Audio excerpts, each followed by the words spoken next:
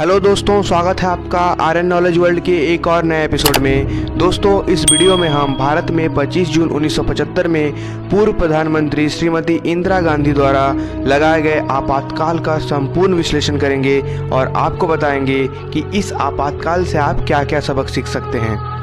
दोस्तों, भारत दुनिया का सबसे बड़ा लोकतांत्रिक देश है। लोकतंत्र के लिए कहा जाता है, लोकतंत्र जनता का जनता के लिए और जनता द्वारा किया जाने वाला शासन है। जनता इसके लिए प्रतिनिधि चुनती है जो जनता से ताकत लेकर देश चलाती है। लेकिन जब जनता द्वारा चुनी गई सरकार ही निरंकुश हो जाए और सारे संवैधानिक उपायों को ताक पर रखकर अधिनायकवादी बन जाए तो लाजमी है देश में अराजकता आ ही जाएगी।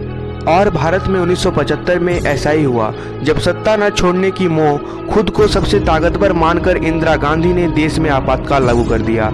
ये भारतीय लोकतंत्र की बुनियाद पर सबसे गहरी चोट थी। आपातकाल के दौरान जनता पर बेइंतहा जुर्म ढाए गए, साथ ही प्रेस की आज़ादी को भी जबरन चुप करा दिया गया।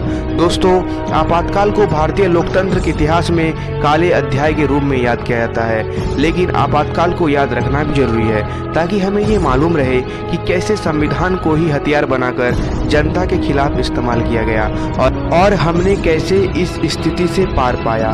दोस्तों, आज हम आपातकाल के इसी दौर के बारे में बात करेंगे और समझेंगे इमरजेंसी के सबक को। इसके साथ ही जानेंगे इमरजेंसी के दौरान और उसके बाद संविधान में हुए बदलावों को।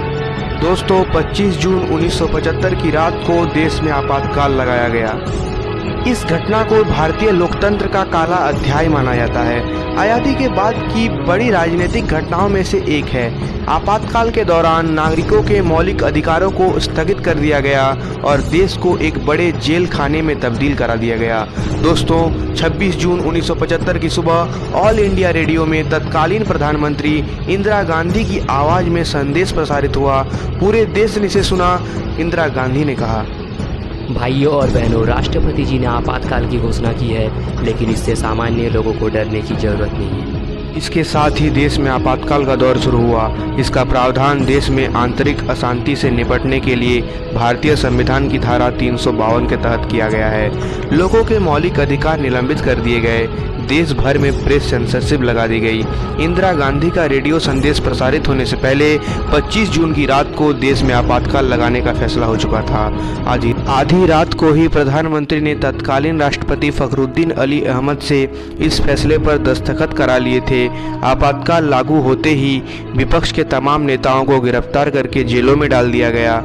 आपातकाल 21 मार्च 1977 तक जारी रहा। दोस्तों, इन 21 महीनों को भारतीय लोकतंत्र के सबसे बुरे काल में गिना जाता है।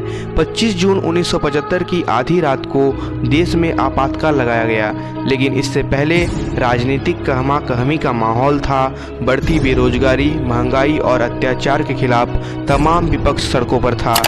जनता लोकनायक जयप्रकाश के पीछे लामबंद हो रही थी। गुजरात और बिहार से शुरू हुआ ये आंदोलन देश भर में फैलने लगा।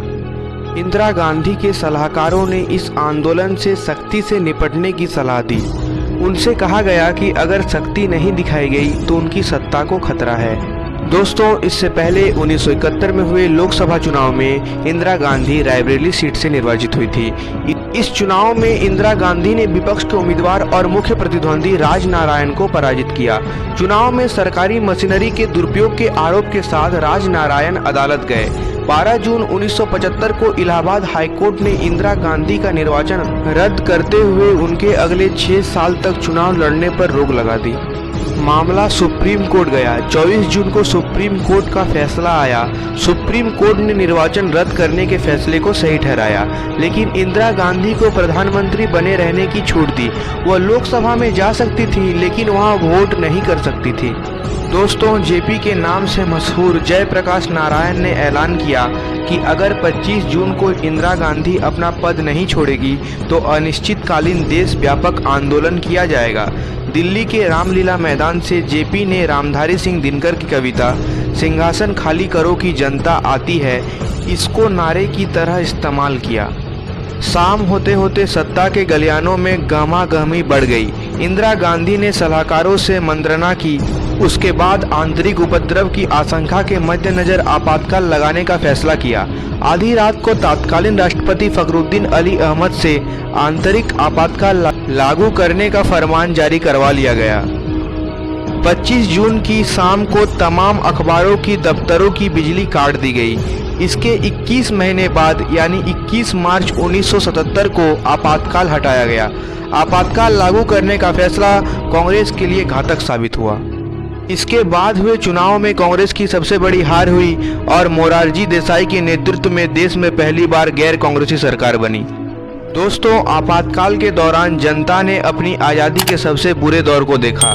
देश में इस दौरान न कि चुनावों पर रोक लगा दी गई, बल्कि बुनियादी संवैधानिक व्यवस्था को खत्म कर दिया गया और जनता के सभी मौलिक अधिकारों को स्थगित कर दिया गया।